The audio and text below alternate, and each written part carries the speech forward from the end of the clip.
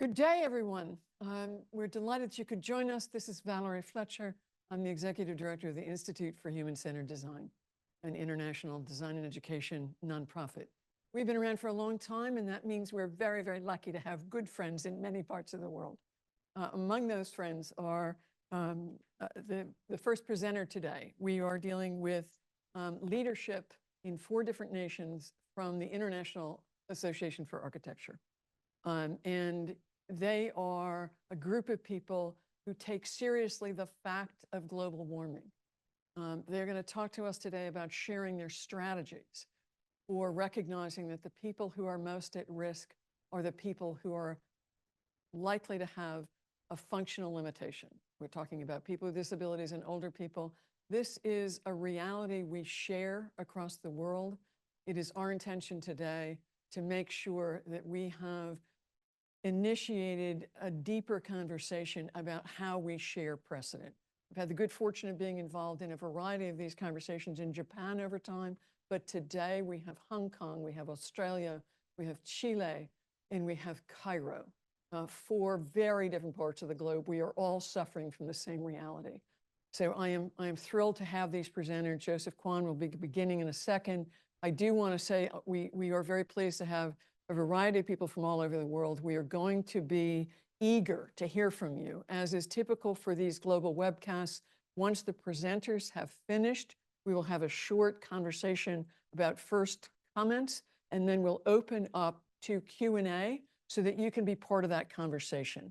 Because I think that is, in many ways, the most valuable thing we can offer is an opportunity for the shared dialogue.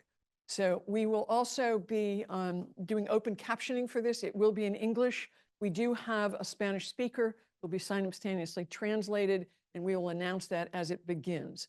Our presenter from Chile will be speaking in Spanish, but we will be replacing that with an English language presentation. One day we hope to have bilingual presentations, but it isn't today.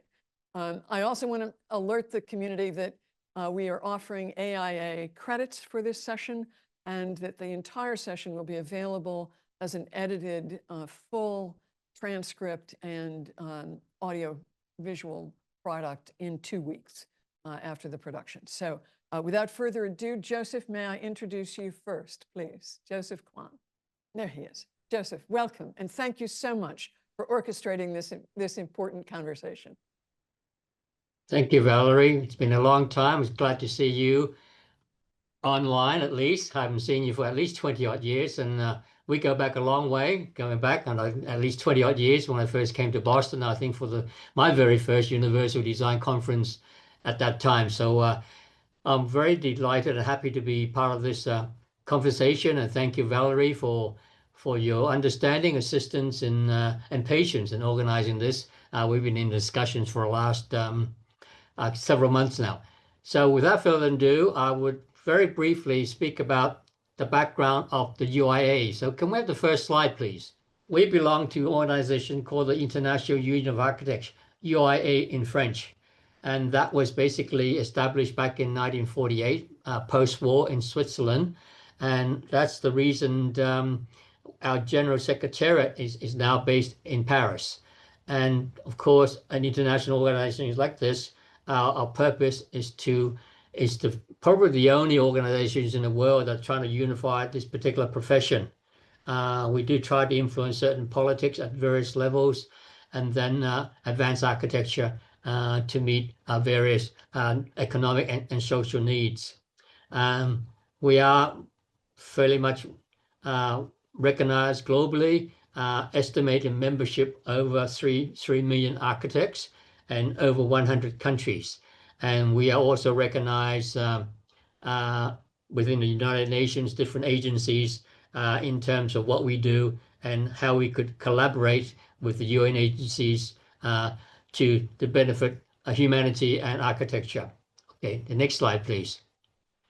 Bit of background very quickly. We are geographically divided in 5 regions with over 100 countries and territories. Region 1, obviously, it's in Western Europe where the headquarters is, in Paris, where I believe some of you are actually attending. It's excellent to see the participants that's popping up that we do have people from all around the globe. I think, unfortunately for Alan, who is joining us at the moment, he's 2 a.m. in the morning in Australia.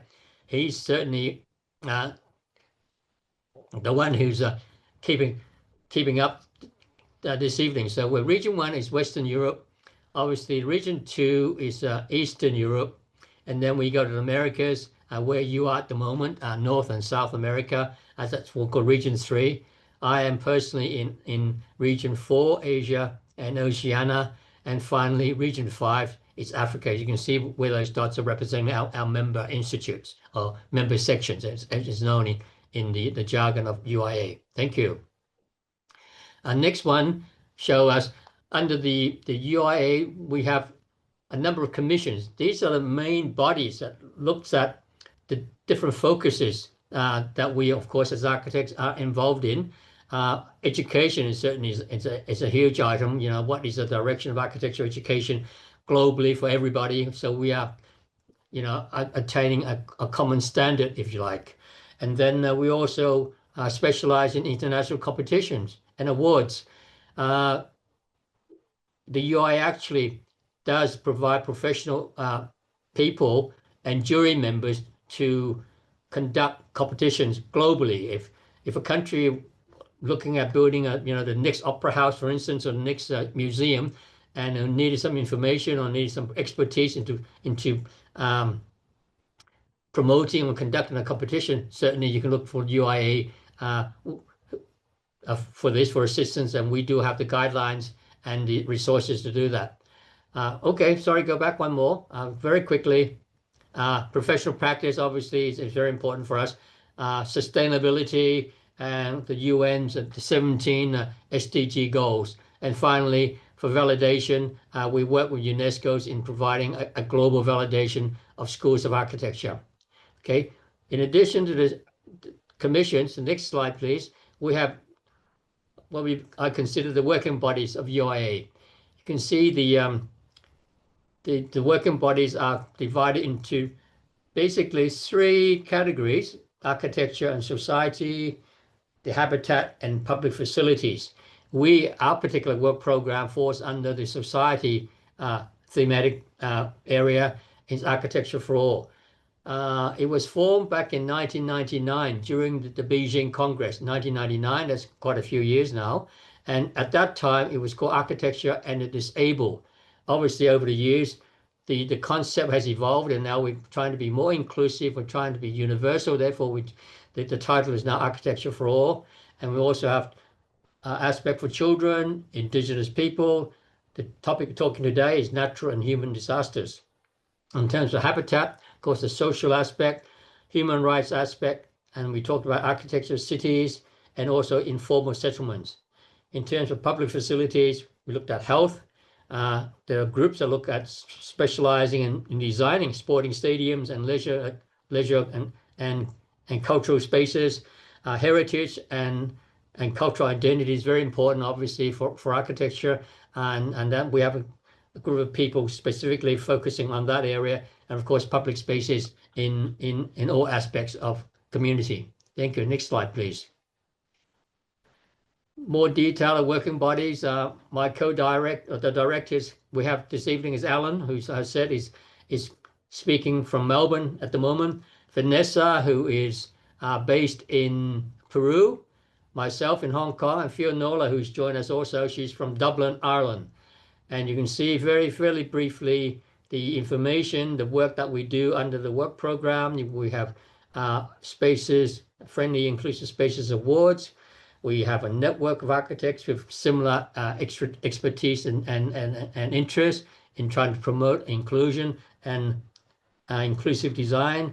We do have good practices and case studies. We do work on international standards and guidelines. In fact, the last one we were involved in was the ISO 21542, which basically it's the ISO standard on usability and accessibility of the built environment. I believe that came out in 2022, and that is available for downloading on the ISO website. We provide jury members, we conduct competitions, and we all obviously participate in conferences and seminars like this one, and also advise government and international and other NGOs in rating accessibility. One more, please. Next slide. And then these are more of the activities. We recently conducted an international competition to try to find a new symbol of access. You know, they call it the logo, you know, the wheelchair logo access. We had a competition to find a new symbol for that particular aspect. And then the one we are looking at now is more on inclusive designs and guidelines. We have reports, annual and triennial reports. We look at housing in terms of society, and currently today's webinar is on inclusive designs guidelines in terms of response to disasters. We've done two parts of those, one few years ago, and just currently just updated the current one. So the final slide on our work program is what it's going to be discussed today. I would allow my three speakers to speak on their aspects of work, and then if I have time, I would like to talk about what we're doing in Asia. I believe our friends from Myanmar has joined us tonight or today, and I'll maybe have time to talk about what we're trying to do in the Building Back Better for Myanmar the situation, which is very specific and very particular. So without further ado, thank you very much. That's my very brief introduction, and then I'd like to pass the floor back to Valerie, I believe. Valerie, thank you. And thank you so much. That was wonderful laying of the table there, Joseph. And I want to introduce Alan Kong, who is joining us from Australia, and one of the leaders in this movement. Alan, the floor is yours. Okay, thanks, Valerie. I'll just move the slide on. Righto, there you go. Everyone's seen my my face there. But, there we go. So this presentation will be a short snapshot of a couple of things. One's a bit about the settlement of Australia and how that has influenced our preparedness for natural disasters, and then the whole of the snapshot of the legislation and the public preparedness for responses to disasters, including the personal response at the individual level. And then a little snapshot about the work that UIA, Architecture for All, and Natural Disasters work programs are working with emergency architects, and how we're moving to prepare more globally with the assistance of architects.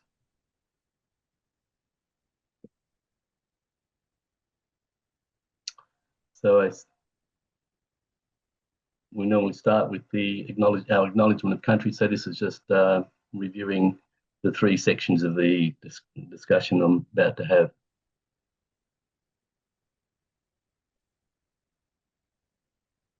So acknowledgement of country. I begin this presentation by paying my respect to the Wathaurong traditional custodians of the land from where I'm attending this meeting. I acknowledge and respect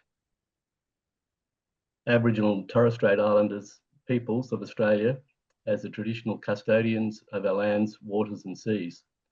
I recognise our ability to care for country and their deep understanding of spiritual connection with country. We honour the elders past and present and emerging, whose knowledge and wisdom ensure the continuation of Aboriginal and Torres Strait Islander cultures.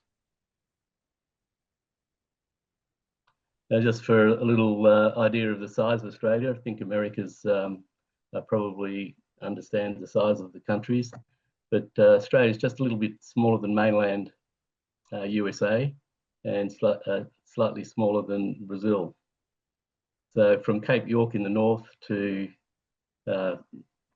Southeast Cape in Tasmania, it's the same sort of distances the distance from Boston to Bogota in Colombia. So you can imagine the sorts of terrain and climates that we would need to attend to. So traditional country in Australia, there were around 500 Indigenous nations across Australia at the time of the white settlement.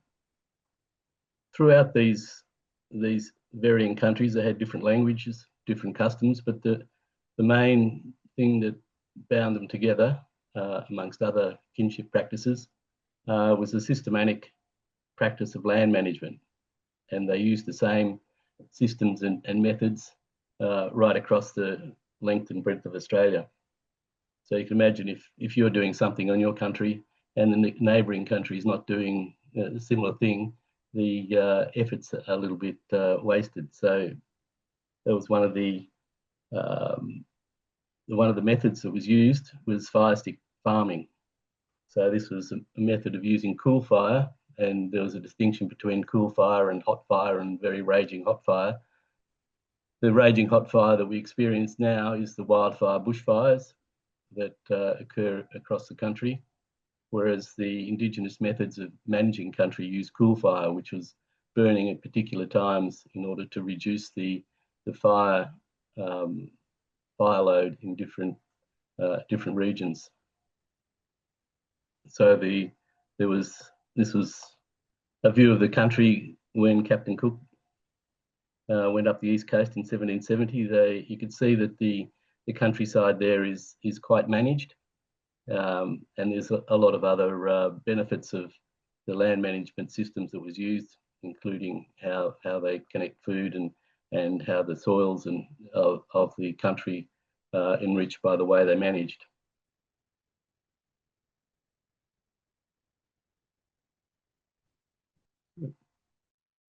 So this is Australia had white settlers rapidly between 1830. Before that, it was more of a penal colony. Between 1830 and 1880, there was a great rush of settlement and land grab. The favoured places of settlement, rich river valleys for floodplains and forested areas, coastal beach areas, and tropical areas. And the continual population growth in those areas have been now created more difficulties when floods and droughts occur.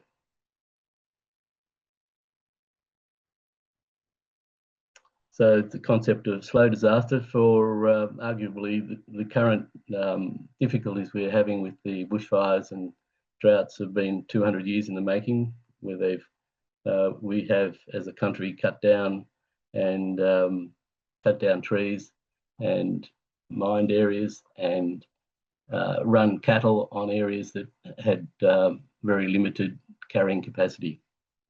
So in areas where there's been a reintroduction of the fire stick management of country, the catastrophic bushfires have ceased. So there's been examples where the country has been managed and in adjacent areas there's been a raging bushfire. But when it got to the managed country, they stopped and slowed down. So some people have said it took 200 years to get to this point, but it'll take 500 years to return the country to its condition at first settlement. So the preparedness systems we have in Australia, we've signed up to the international law, but these 6 steps really derive from the individual. So we're responding to the individual needs, but at a federal and international level. So we recognise the needs of people with disabilities and have enacted laws at federal, state and local government levels that are followed by the NGOs, and also involves the individual in terms of making their own personal management plan.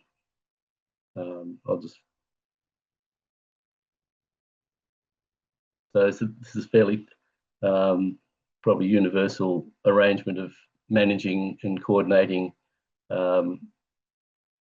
resources after an emergency. So we have the preparation, preparedness before a disaster occurs. Then you have the quick response, the relief, and the rebuilding, and then risk reduction at the end of it.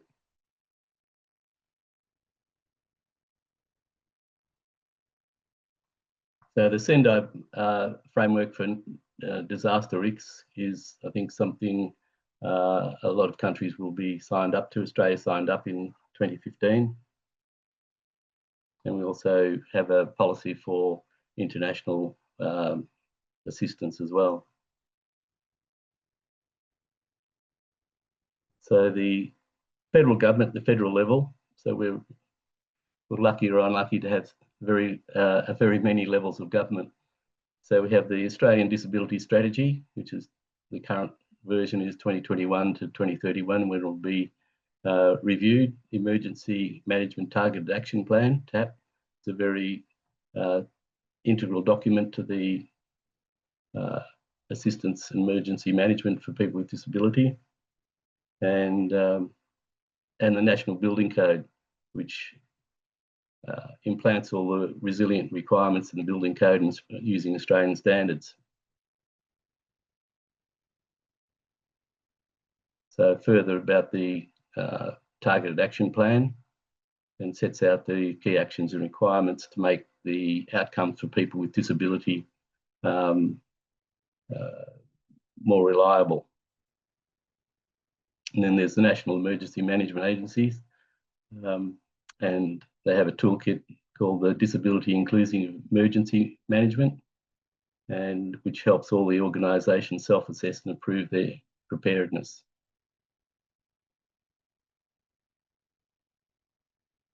So we have the agency, Emergency Management Agency. We work down through the state level. State level have a number of different organisations, and each of their organisations, such as the SES and the Vic Emergency and Fire Rescue Victoria, have particular areas of the disaster management that need to occur after or before a disaster. For instance, before anything occurs, people like Fire Rescue Victoria are out in the community educating everyone to what they will need in the case of emergency. So there's a great deal of preparedness. Well, see, I'm running short of time. I'll have to scoot along. So local governments implements the National Building Code and state planning laws.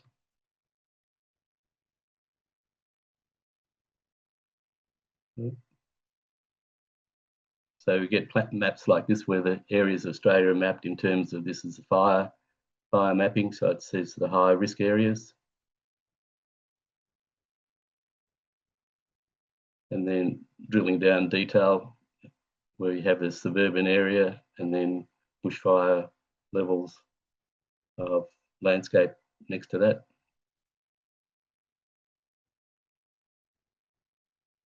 So this is how the local governments set out their information in accessible formats, clear, concise language, multiple channels.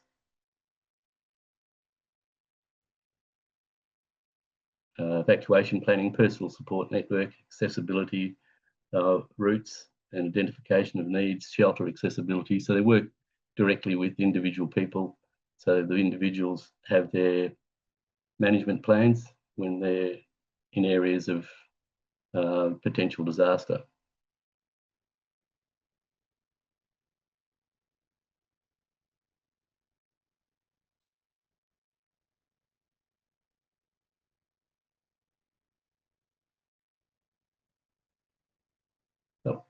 Yeah, so this is an example of one local council doing climate safe rooms for times when there's heat emergencies.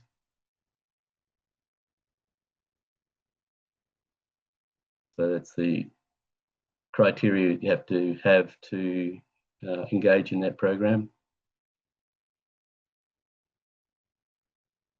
And all the NGOs, quite a large number of NGOs that work in the area.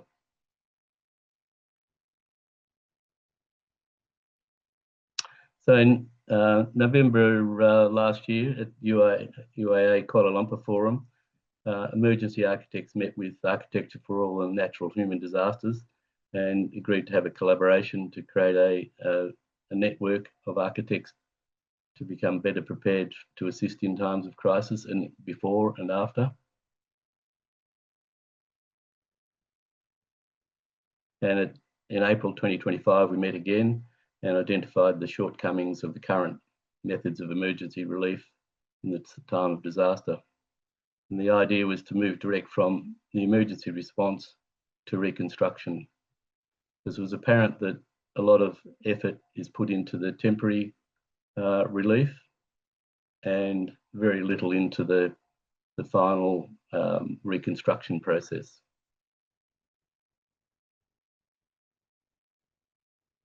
So we're looking to move to the permanent recovery and restoration earlier in the process.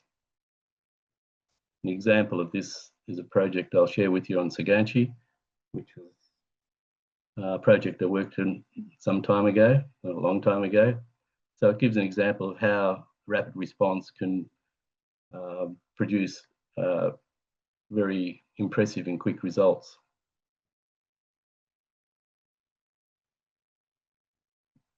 So the project team there was architect Said Sibtane, an anthropologist, Astral, so myself, and Johan and Norm and Jorn from different times. There's videos, links there if you want to see the video of the project. So of course, after earthquake, it can look like this. This is it was a 6.8 Richter scale earthquake in the area.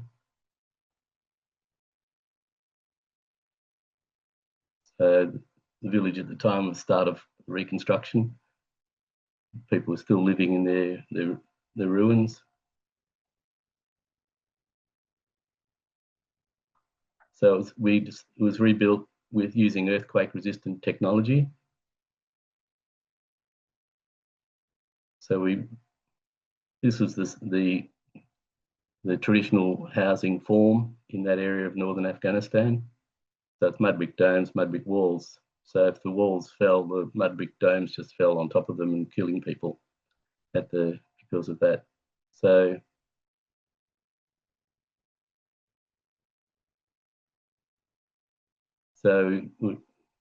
architect Sibtane was inspired by the traditional yurt where the roof was held up independently of the walls. So developed a building system based on that. And using local and traditional methods of construction. This is mud bricks being made for the project. This project was a self-help project.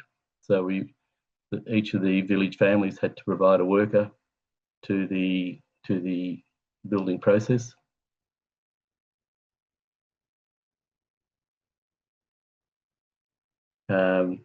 And you can see the framework for the roof that would support it independently and would stay intact even after the most severe earthquake. The walls themselves were formed on an arch principle, so they're stronger in one direction than the other. So if they fell, they would just fall outwards and then could be rebuilt under the roof that would be still standing. Doesn't seem to be moving on. Oh, there we go. There's the curved walls being built.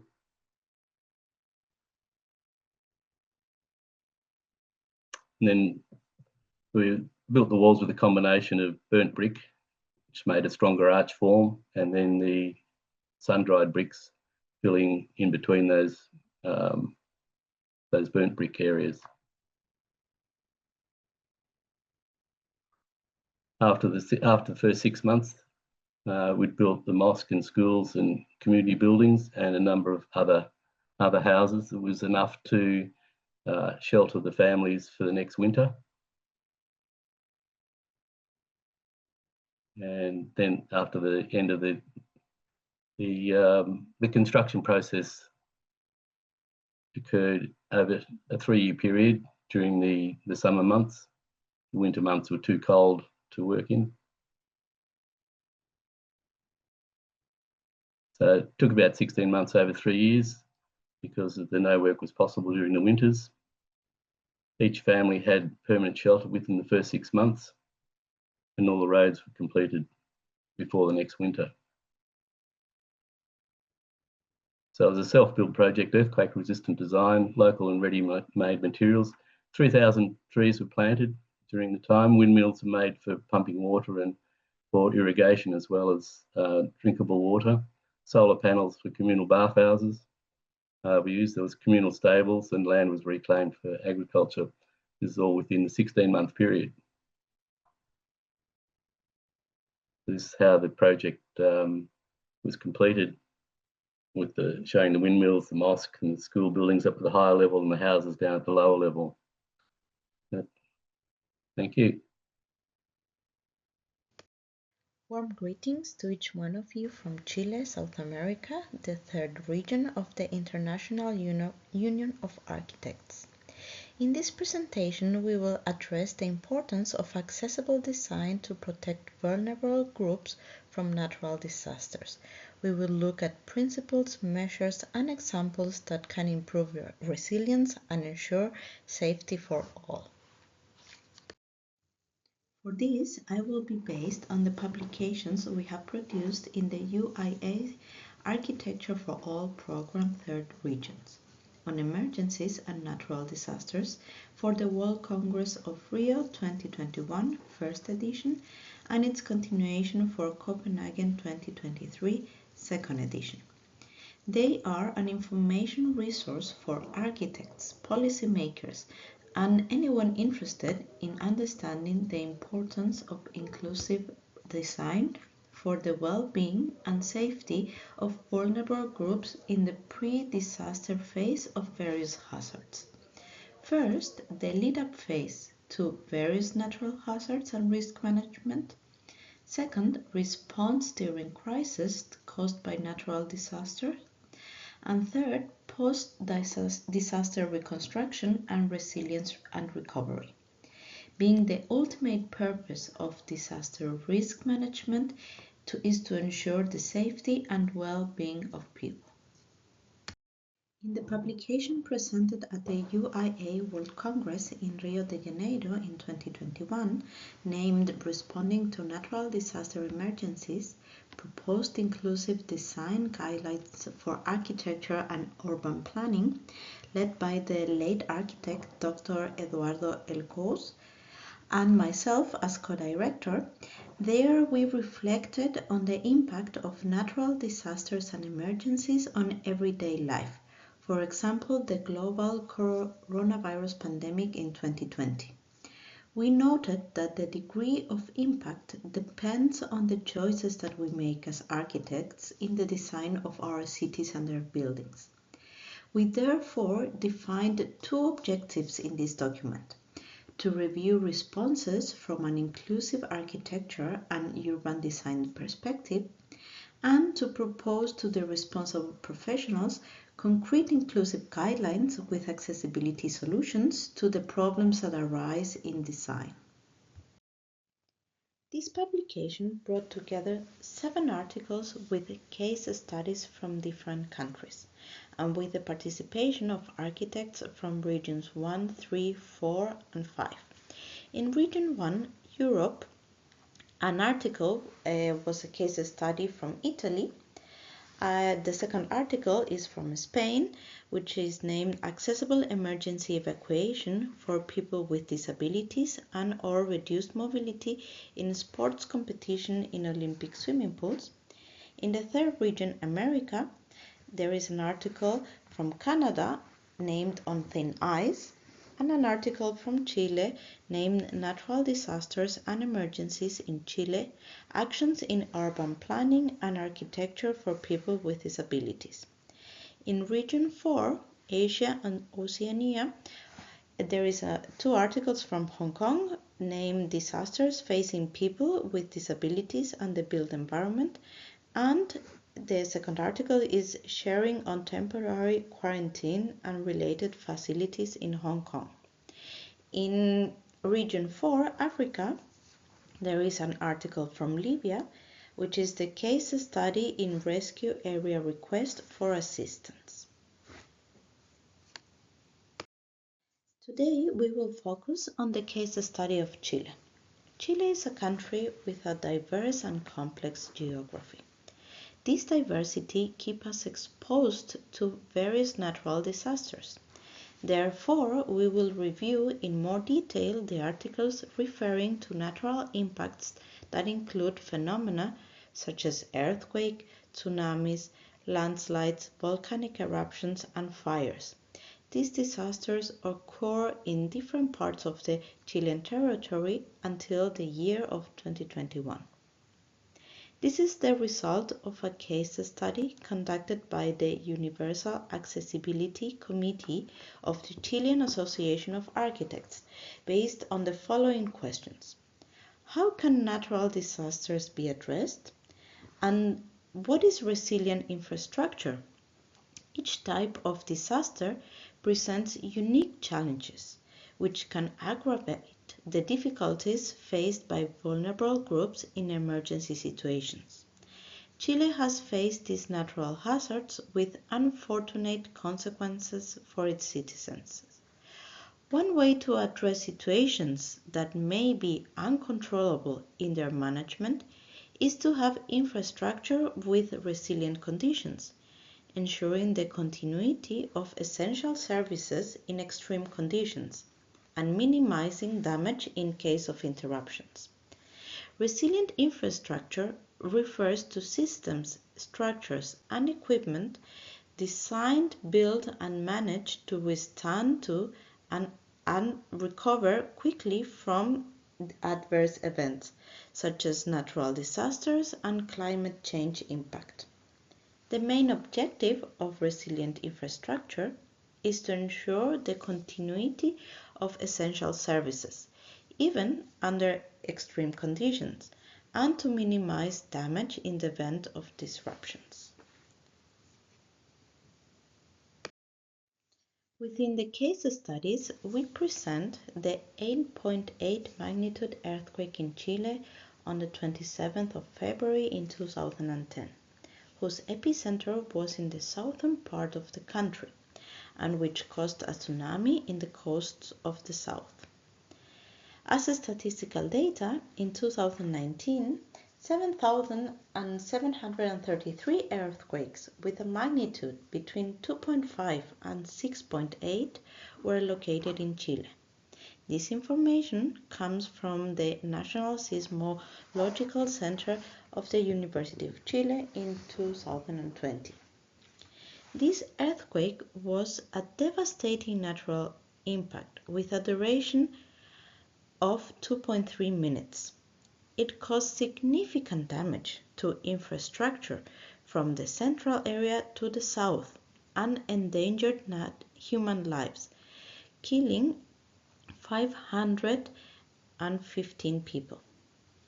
However, the seismic resistant design regularly applied in Chile constituted an important preventive protection to the constructions.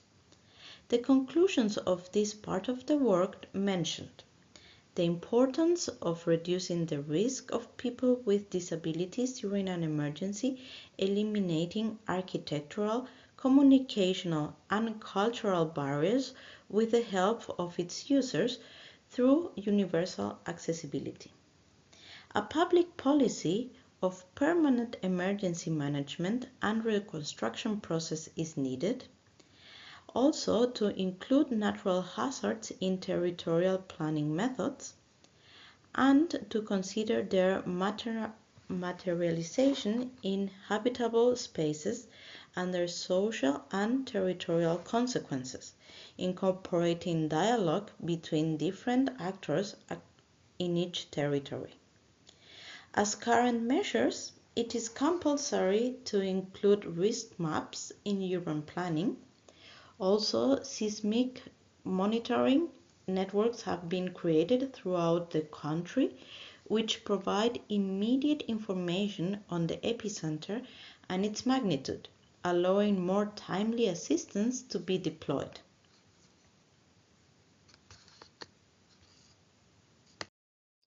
Regarding the tsunami that occurred along the southern part of the country and its impact in the case on the town of Dichato on the 27th of February in 2010, it was caused by the subduction earthquake before mentioned, covering several seaside resorts and fishing villages on the Pacific coast in the extreme south of Chile.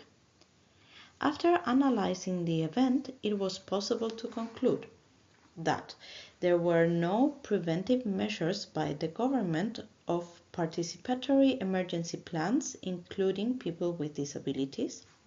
The territorial planning instrument was not based on technical data, such as flood charts of the Hydrographic and Oceanographic Service of the Navy.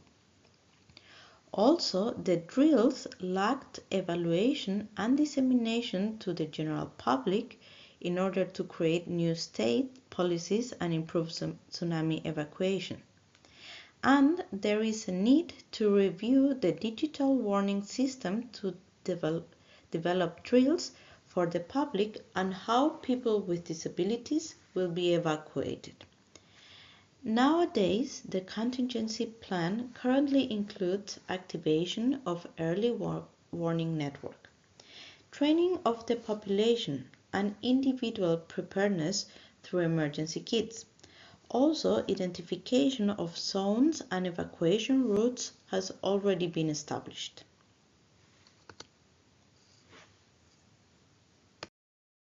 Landslides in Tarapacá on the 25th of March in 2015.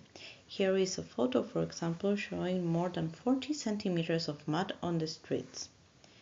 In this region, in the north of the country, there are very dry areas, and the average rainfall is 2.6 millimeters per year.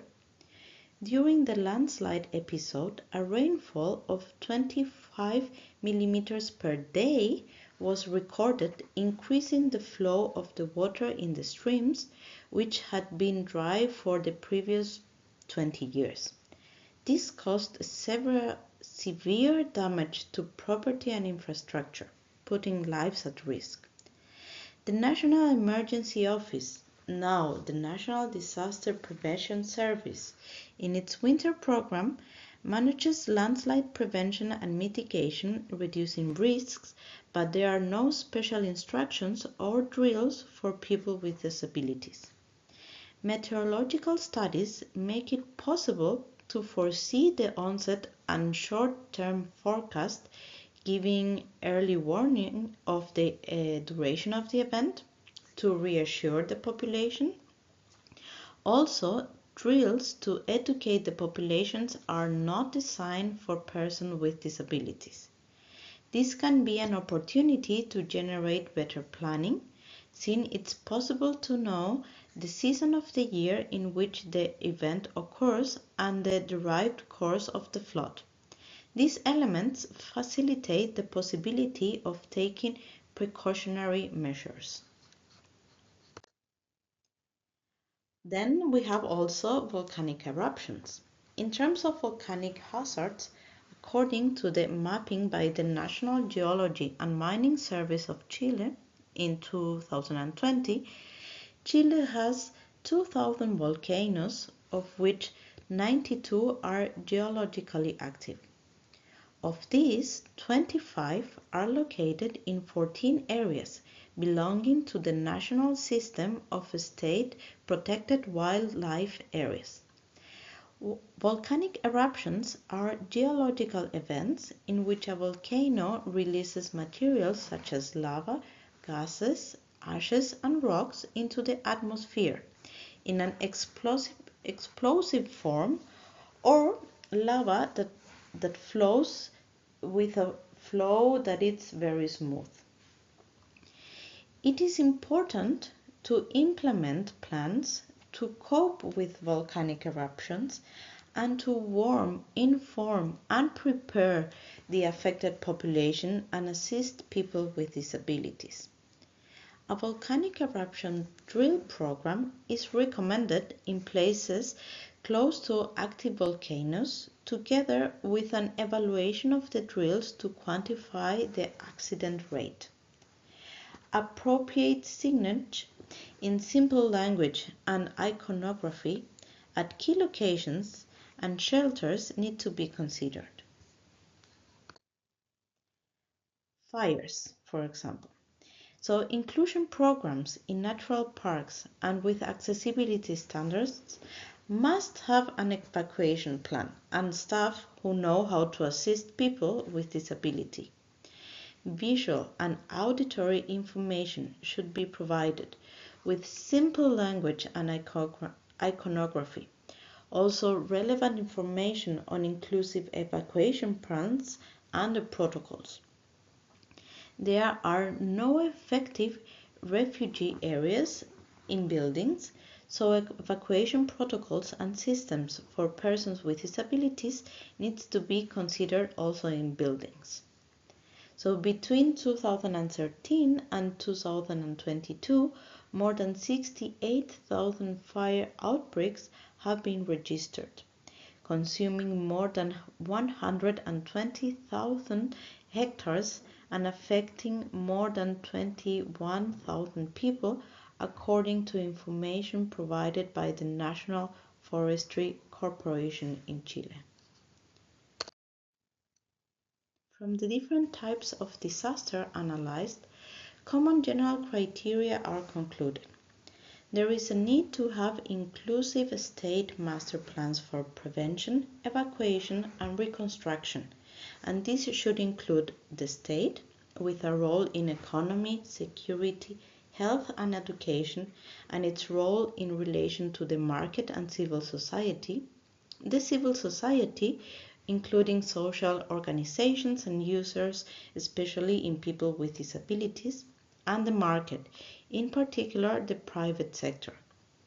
In the reconstruction phase, the institutional framework in Chile currently lacks specific housing programs for this purpose, adapting existing public policy instruments to respond to disasters. This means that these processes cannot always take full responsibility for recovery, as in many cases, support networks are destroyed when housing is offered in other locations, implying an adaptation to a new way of living. As conclusions, we propose to have an infrastructure that plays a vital role in disaster response. It is essential to ensure that shelters, transportation, and public facilities are accessible to ensure the safety of all during an emergency, especially people with disabilities and older persons. And there is a need for inclusive national master plans. I briefly present the study of emergencies for the Copenhagen Congress, second edition, which includes an analysis of more recent cases of emergencies and natural disasters, helping to understand better crisis situation. Its aim was to complement the initial 2021 publication with 5 case studies from Hong Kong, Turkey, the Philippines, Indonesia, and Australia. Its aim was also to develop guidelines for architects and urban planners to ensure people's safety and well-being in the face of natural disasters and emergencies, which affect vulnerable communities most severely. So, as final conclusions, there is the importance of accessible design, which ensures that all people, especially vulnerable groups such as people with disabilities, the elderly, pregnant women and children, have access to safety measures in the face of various emergencies and natural disasters. Also, in inclusive measures, it is crucial to implement them in order to protect all members of the community during emergencies and disasters. In the culture of resilience, it effectively helps to cope with the challenges presented by natural disasters.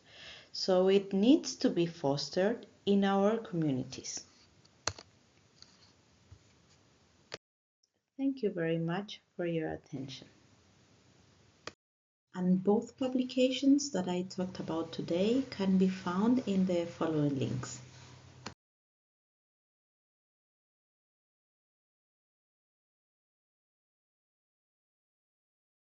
We have one other presentation, and that is recorded. And we will begin that right now. And that is our presenter who's been with us all along, but happens to be in an airplane at the moment. And that is Samer Helmi, architect, conservation expert, and communication consultant in Cairo. And he has pre-recorded his presentation, so it will move briskly. And then we can turn to the dialogue. Thank you. Today we will talk about impact of 2023 Turkey-Syria earthquake on the affordability and accessibility of buildings for disability people after the disaster in the Syrian areas. Aleppo as case study. Hello, I am Samer Helmi, an architect from Egypt and the Deputy Director of the UIA Architecture for All Work program in Region 5, which is Africa. On February 6, 2023, a magnitude 7.8 earthquake struck southern Turkey, near the northern border of Syria. This quake was followed nearly 9 hours later by a magnitude 7.5 earthquake located about 59 miles, 95 kilometers, to the southwest. Aleppo was one of the most affected Syrian cities by the earthquake due to its proximity to its epicenter and the increase in its building density.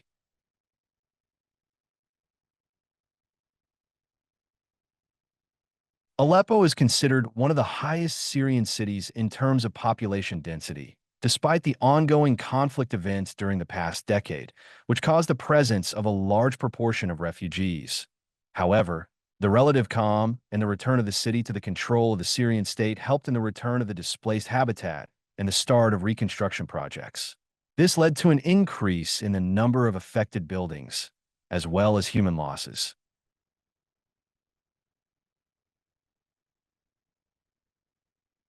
Those affected by the earthquake statistics for the city of Aleppo only. As June 2023, there were 72,632 affected families. Nearly 290,528 affected persons. 1,831 person from the rubble, 447 deceased, 33 person who lost their families, 12 adults, 21 children. In the other hand, 327 survivor, 1057 injured, and among them 12 persons with disabilities among the living.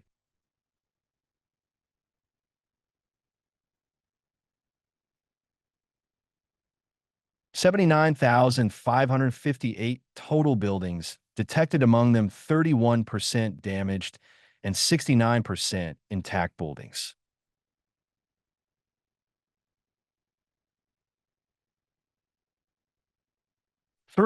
834 buildings in need of demolition.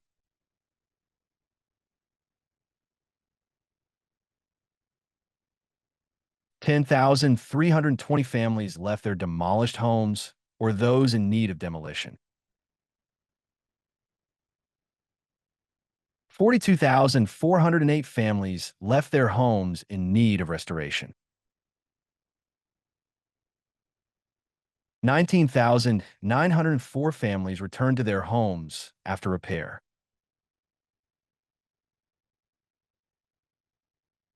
72% of the population are homeless in 8 equipped accommodation center. 99% of the population live in temporary shelters. 10% of the Syrian population suffers from a physical disability, according to the Syrian Red Crescent. 7,000 families in Aleppo at least have one or more person with disability. 200 persons with disabilities in Aleppo suffer in unequipped shelters. Problems faced by people with disabilities in shelters: difficulty moving, lack of adequate sanitary equipment, lack of life assistance, harassment, and bullying, especially of women and children, lack of prosthetic equipment and devices. General causes of problems experienced by people with disabilities: lack of information on the condition of people with disabilities before the earthquake, lack of prior awareness of the needs of people with disabilities, the economic situation resulting from internal conflicts, and the economic blockade of the Syrian government. Humanitarian aid has been delayed and scarce as a result of internal conflicts and lack of international cooperation. Lack of technical assistance from developed countries in caring for people with disabilities for political reasons.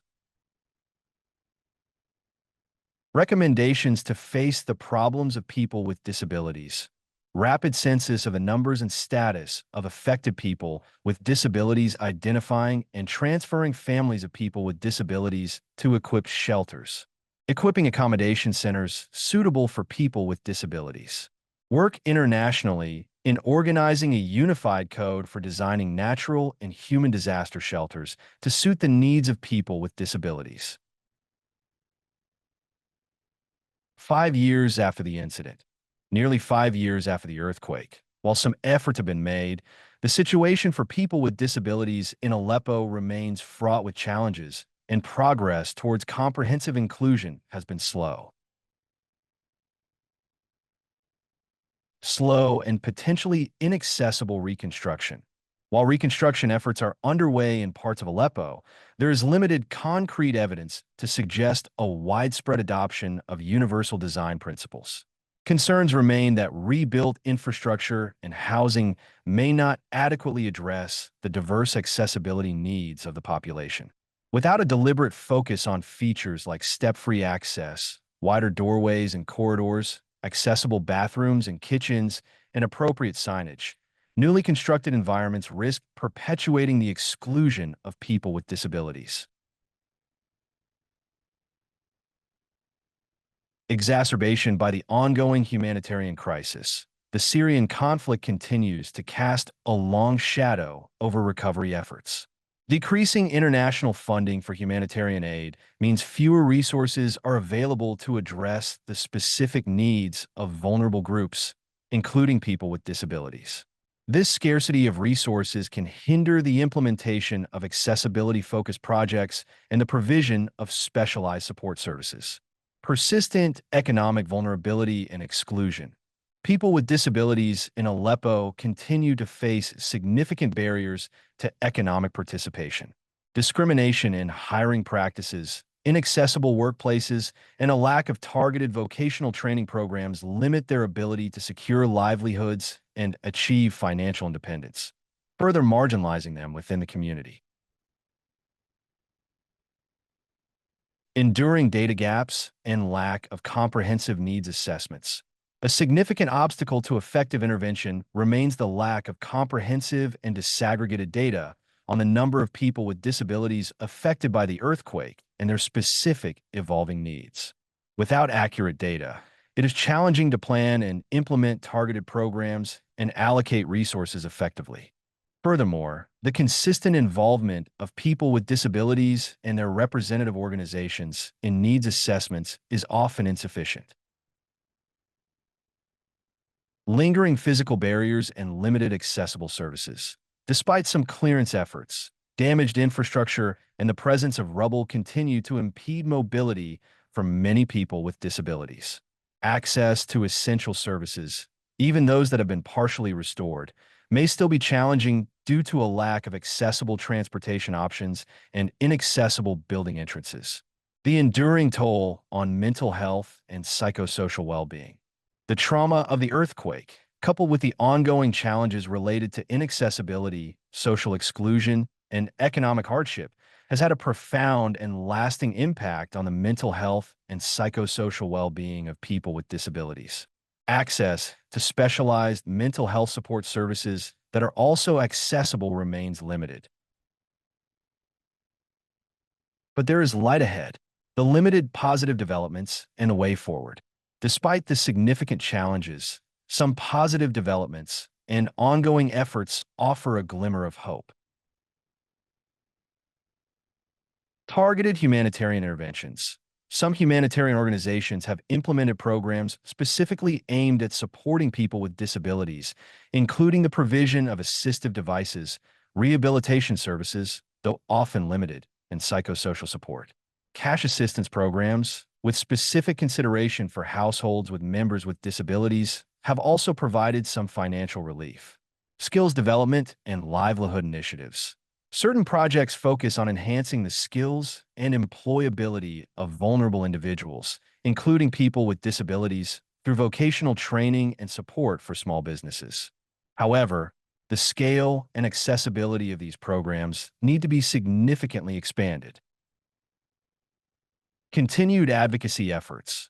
Organizations of persons with disabilities and other advocacy groups continue to play a crucial role in raising awareness about the specific needs and rights of people with disabilities and advocating for their inclusion in all aspects of humanitarian response and recovery. Inclusion and education initiatives. Though often facing challenges, efforts are being made to integrate children with disabilities into educational settings, including temporary learning spaces and rehabilitated schools. However, the availability of adequately trained teachers and accessible learning materials remains a significant challenge. Conclusion. While some initial steps have been taken to address the needs of people with disabilities in Aleppo following the 2023 earthquake, the overall situation nearly 5 years later indicates a significant lag in achieving comprehensive accessibility and inclusion. The ongoing humanitarian crisis, coupled with the sheer scale of destruction and potential oversight in reconstruction efforts, continues to create substantial barriers. A sustained, coordinated, and adequately funded effort that prioritizes universal design, actively involves people with disabilities in decision-making, improves data collection, and focuses on long-term accessible services and economic empowerment is urgently needed to ensure that this vulnerable population is not left behind in the recovery of Aleppo. Thank you for listening, and sorry for not being able to attend due to a travel emergency.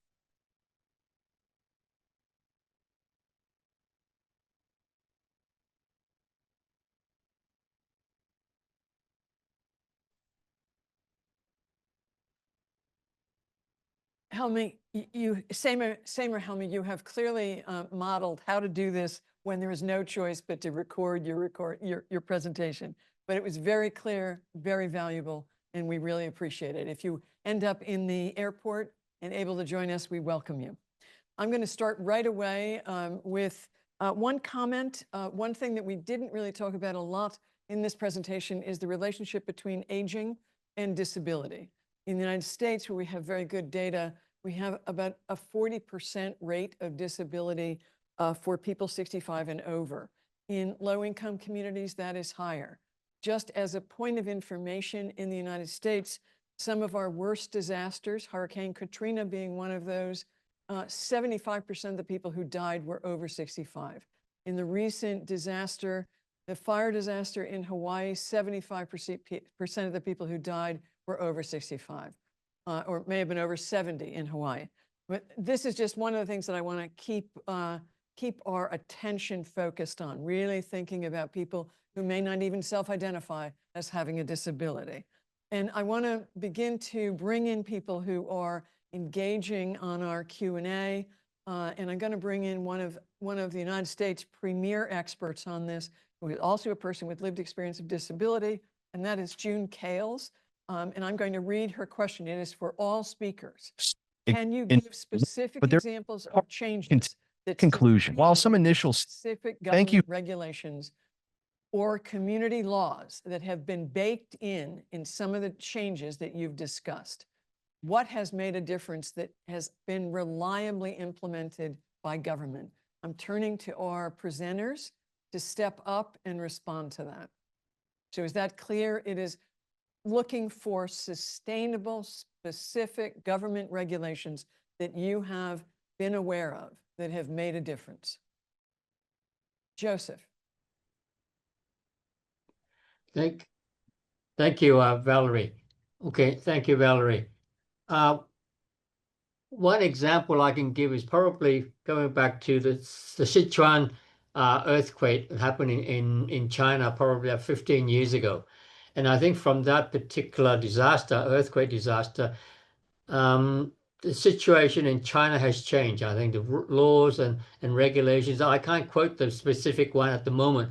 They're probably all in Chinese, but we can certainly try to research that through our Chinese colleagues. But over that certain experience, they've found that the regulations were inadequate, the supervisions were inadequate, therefore buildings were collapsing quite readily. And the upside of that is when they were looking at reconstruction and rebuilding, Hong Kong architects were actually in China providing some training for the local farmers, if you like, on how to supervise reconstruction of the projects. Because what was found is, contractors were building structures with inadequate reinforcing bars, for instance, and we were training them and make them aware of, how to supervise the reconstruction of the houses with the adequate reinforcing bars, etc., etc. So that was one thing that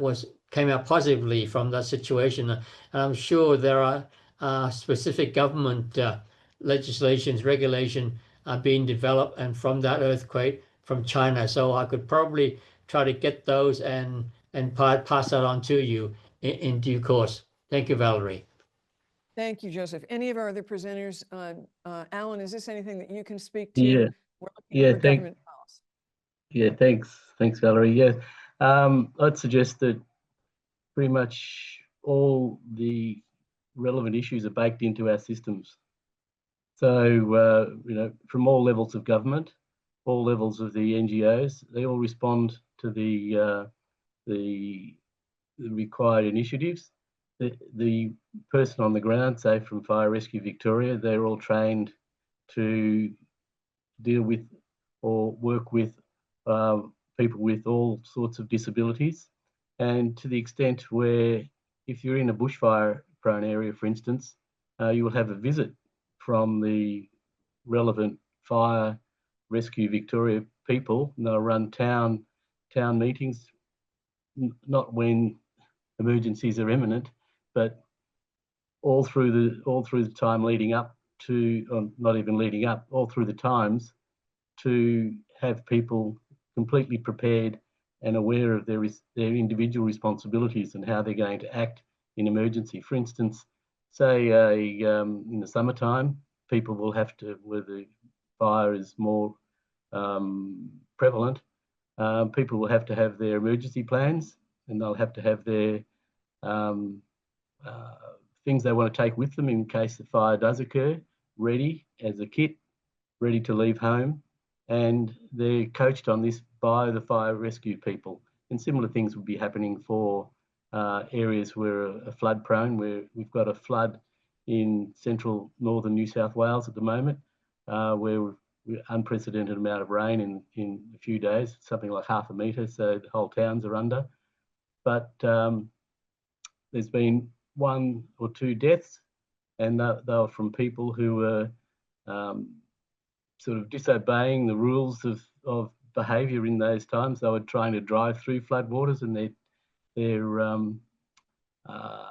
trucks and cars were washed off the roads. So as far as authorities go and baked in rules, it's hard to have everyone follow those rules. But for an area as large as those floods were, to only have a number of people dying, other people need to be rescued from the roofs of their houses who hadn't left in time.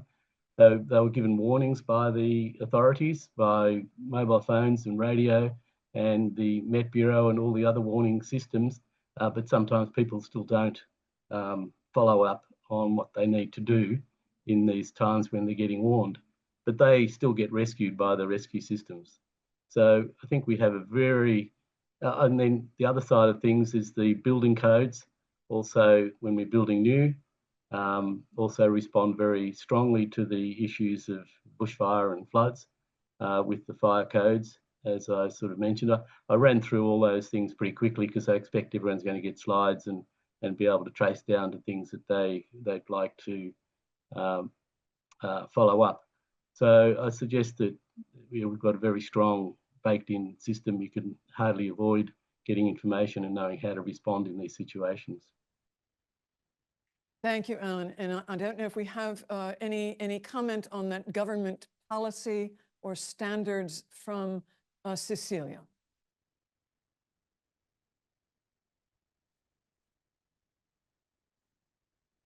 That is not working, and my apologies again.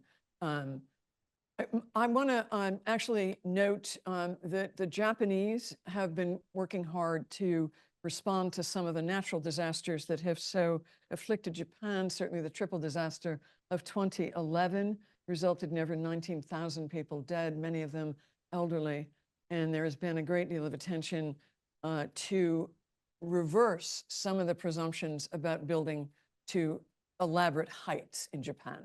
And Nat Hosono has joined us this evening, as he frequently does, and suggests that the sphere system by the International Red Cross is well organized in times of disaster, and they've had a good experience with it. I want to turn to Peter and Tom Boring Ballet. He wants to know the role of the architect. And I think we're all wondering about what can architects do subject to the attitudes and behavior of clients. How do we find a way that architects can have influence in this critical sphere in which we need an urgent sense of activism and sophisticated strategies? What can architects do to be key players in both leading and educating about response to disasters and the importance of prioritizing our most vulnerable population? Turning to Alan, you're on the screen right now. Do you want to pick that up? How do you you've been at this a long time. You're an architect. Yeah. You're a believer. Yeah. How do you make it happen? Oh, well, we're working through education, mostly, Valerie, to try and educate the students into this way of thinking. And so that's we're in Australia with the Institute of Architects in Australia. We're looking to the universities to expand this understanding within their design programs. We're getting some success, but we need to get some more. Also, the UAA Education Commission, and we've got a number of members on the Education Commission within Architecture for All, and we're promoting this sort of information through the Education Commission in the UAA as well. It would certainly be a very appealing topic to think of for thesis projects that marry environmental sustainability and inclusive design in projects by students. It would be a wonderful, maybe we should think about an international design competition on such a topic. Yeah. I'm just checking. I think people are back and forth between being worried about the temporary emergency capacity, which is so often inadequate, and long-term strategies. I mean, we think we have an inadequate preparation, we have an inadequate temporary solution, and we have an urgent need to think differently about what we build and how we rebuild. And I think hardening is one of those. You talked about the rooms, Alan, that only certain people are eligible for those. I know Pacific Palisades in Los Angeles, the second largest city in America, was essentially wiped out in January from fires. And there is a big conversation going on about, does hardening matter? Can you actually rebuild better by using hardening strategies to create structures that will not burn in the way they were just lost? I don't know if people have thoughts about some of those strategies about rebuilding. Yeah, so in Australia, we've done a lot of research on bushfire resistant construction. And so we've got a number of standards about how to build in particular areas. So in the bushfire space, for instance, your plot, wherever you're going to build, has got a rating based on its exposure to different terrain, different vegetations, and the distance from those. So you get a bushfire management plan, and so then you have to construct in accordance with that rating. So you might have a flame zone, which you have a certain amount of construction you're allowed to do there, and you have to have a refuge shelter in conjunction with your fire-resistant building. If you don't have a fire-resistant building, yeah, you won't get insurance on your building. And then so that's heavily researched. So and then you go down to lesser levels of fire protection required in areas that are not so fire prone. So you know, Val bushfire assessment level low only needs a few sort of requirements. So I think that Australia, maybe it's different to a lot of other countries with the climate change, making bushfires or forest wildfires in areas that have never burnt. That's a big issue because the population is not so aware. I think in Australia, the first firefighting brigade for disasters was formed not far from me here. It was formed in Geelong in 1850, and considering most of the settlements were made in about 1830s, sort of 20 years after settlement, firefighting brigades being formed. So we've got a long history of being afraid of fire, despite the fact that, as I pointed out, that cool fire is the way the country had been maintained for millennia. I think I've got off the track there. Sorry. Thank you, Alan. Thank you. Susan is asking about, really concerned about your terrific Sagansi example, your case study. And how did they deal in a remote area like that with temporary survival shelters? How did that happen? Yeah, it's sort of interesting because for the most part, our permanent buildings were built before many of the tents arrived. So because we got in, the resilience of population, that's what the project was really formed about, is that the population themselves got to and worked in their own way. They made themselves temporary shelters with the materials they had available. But in some ways, the remoteness allows a different sort of mindset. I think when you're remote, you know that you have to be self-reliant. And so even though the project I showed shows a lot of the building and reliance on building, a major part of the project was to assist and harden the community to be more self-reliant. So we taught a whole lot of techniques and building techniques that they could take on board. And if another emergency occurred, well, earthquakes were occurring all the time while we were there. So it was not a matter of if, it was when. So if when another serious earthquake occurred, they would just get to and reform themselves and rebuild the parts of the buildings and infrastructure that had been maybe destroyed.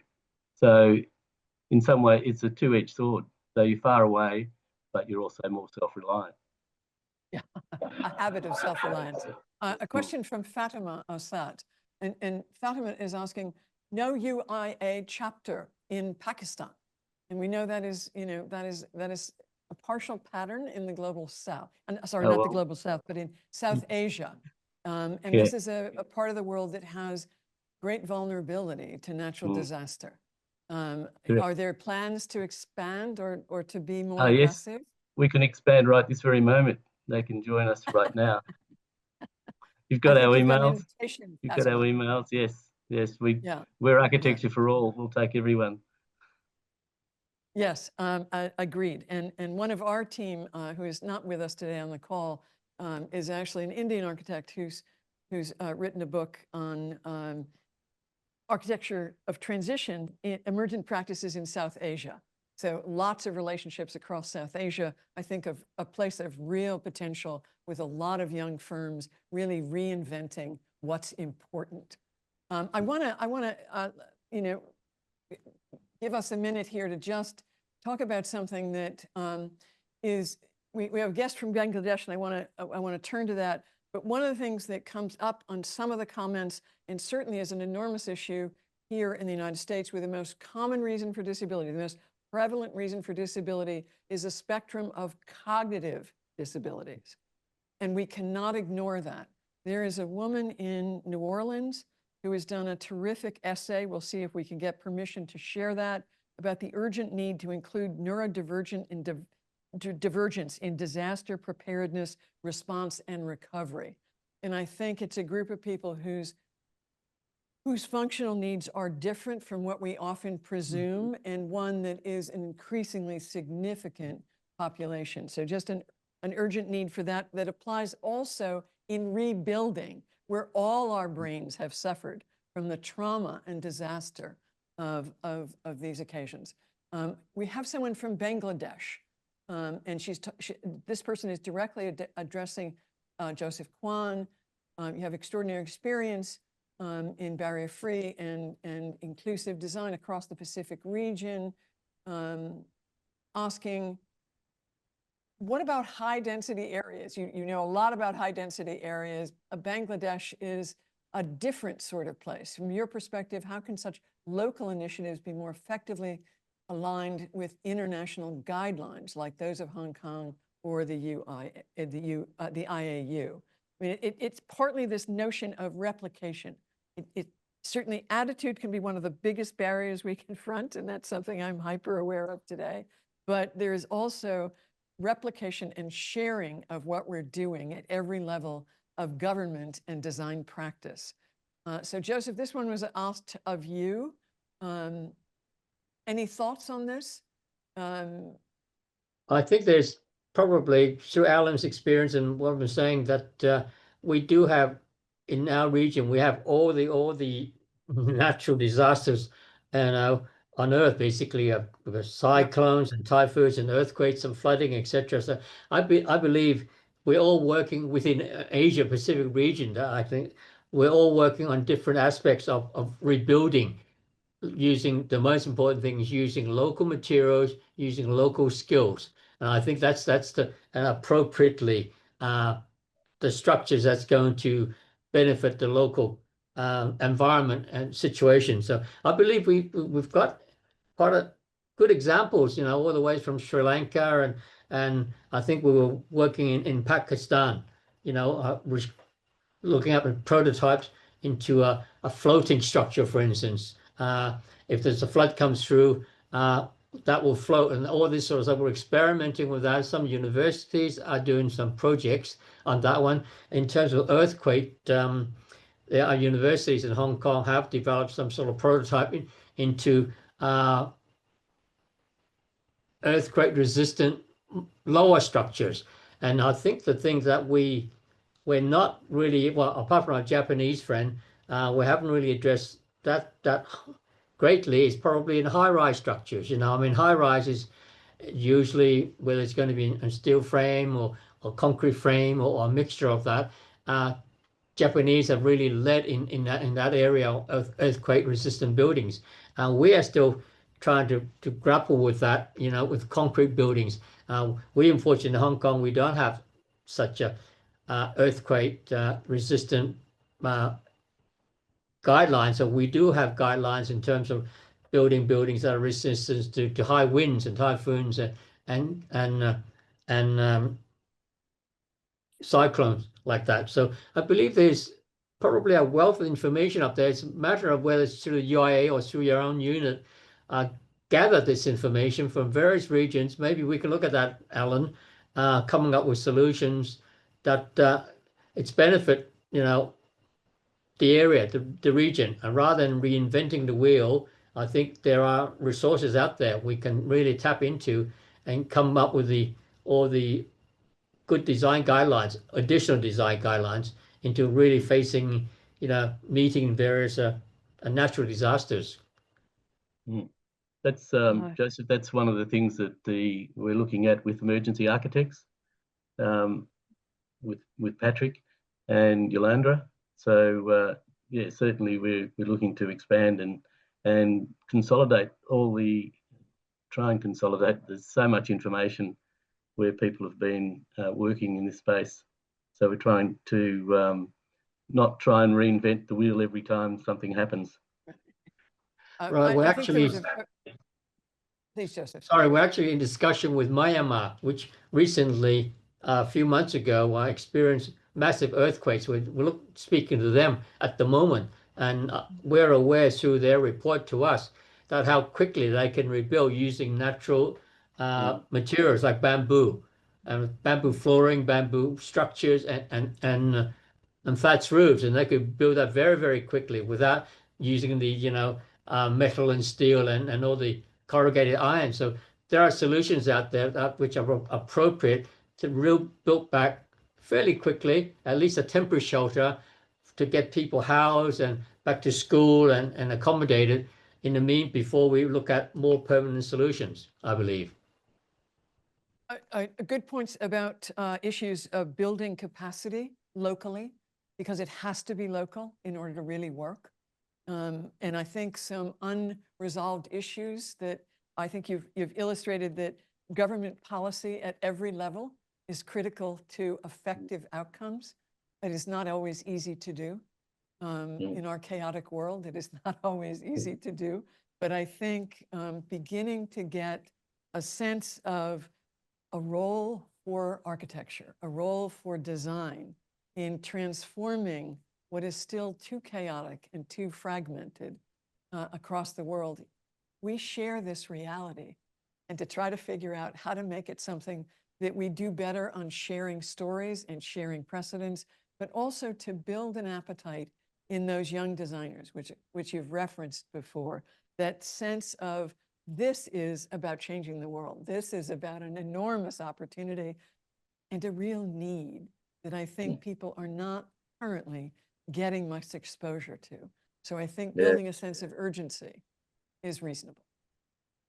I think yes, sorry, Alan, you first. I was just going to say to rethink about the priorities of architecture. Rethink, yes. As always, we like to remind people that architecture is a social art, and sometimes it is a critical art. Joseph, you have the last word, my friend. Right. In terms of, I like the concept of built back better. How do we build back better? There are various aspects of the considerations in doing the building back better, apart from the physical aspect of building buildings that are more resilient, more typhoon or wind resistance or flooding resistance or earthquake resistance. That's one aspect. And I like the discussion. I don't think we really approach the whole thing globally about including preparedness for people with disabilities. You mentioned the neurodivergent, and we really haven't addressed that yet. I think that's a huge area that we need to explore and include those people, not only preparedness and early warning system, how to look after them or work with them during situations. Like a tsunami. I know the Japanese were experimenting on this already with early warning with the tsunami coming, and where do people go? They do the drills and do the exercises. I don't think we do enough with that. We sort of take it for granted that it won't happen to us, but it will happen to us sometime along the line. And I think there's lots of things we can work on to capacity build every one of us, and include people with disabilities, the neurodivergent, etc. I think I would like to just end with one more thought from Japan. You know that many people in the triple disaster in 2011 were without shelter for a long time, and temporary structures were put into place very quickly. That can go on for years. And that one of the things that the Japanese did speak to during that process was that long-term survival of communities partly means attention to how do people sustain a sense of community post-disaster. And it was this idea of, even in temporary emergency shelters, again, that may go on for a very long time, thinking about how do people come together, that it is not just replacing what was, but really thinking about a temporary opportunity for people to feel connected to one another. It's not often one of our priorities, but I think there were examples in Japan that were quite extraordinary. So I'll leave, we'll close today, and I thank our presenters most sincerely, Joseph, for helping to pull this together, and Alan and Cecilia. Cecilia, I'm sorry that was a difficult thing. We have learned our lesson, and we'll do it differently next time. And the wonderful Samer Helmi, who very effectively did a recorded presentation, and we are in his debt. So many thanks to everyone who joined us. We're delighted to have people from parts of the world who we don't always hear from. So thank you. I hope you can join us again. Be well all. Thank you, Valerie, for giving us a chance to present and share with you. And hopefully it was informative, and we'll just keep the discussion going. Thank you, Valerie. Thank you.